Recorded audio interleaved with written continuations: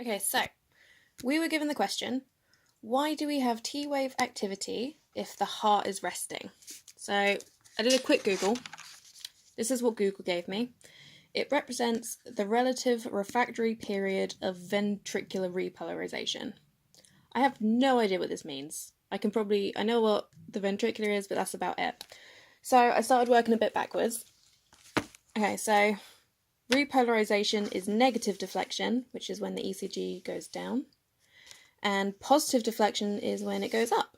And I also read that it's the heart contracting and the heart emptying of blood. So then I went back to the heart and I found that we have a little SA node. And when the blood comes in, that sends electrical signals to the atriums. So it sends it to the left and the right. And then that is picked up by this little AV node. So this sends out the signals, so that's getting ready to send it through the valves, through the ventricular. And the AV node is kind of what lets it through. It's what controls the rhythm of the SA node. So it's also kind of like a gatekeeper, if you want to see it like that. So the blood's just been let through into the ventricles. So the blood's all here. And then the signal gets sent down the atrioventricular bundle. That's what AV is, atrioventricular. So it goes down these little nerves, which is called the Purkinje fibers. Now, so that is the bottom of the heart, also the apex.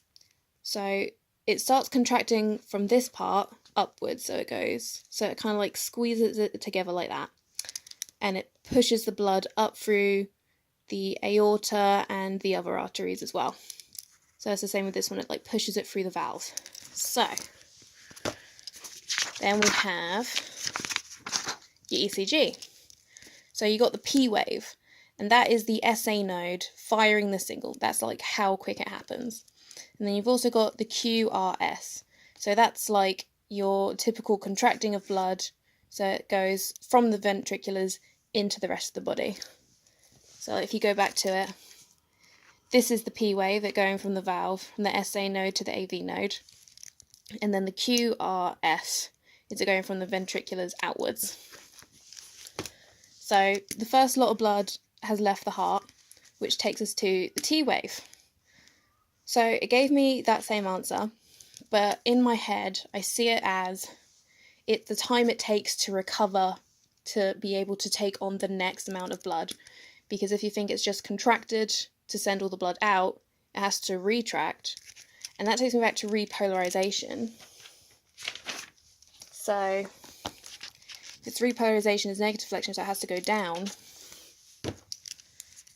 It goes down there and it starts to like neutral out, so it starts to relax and it takes on the next amount of blood again.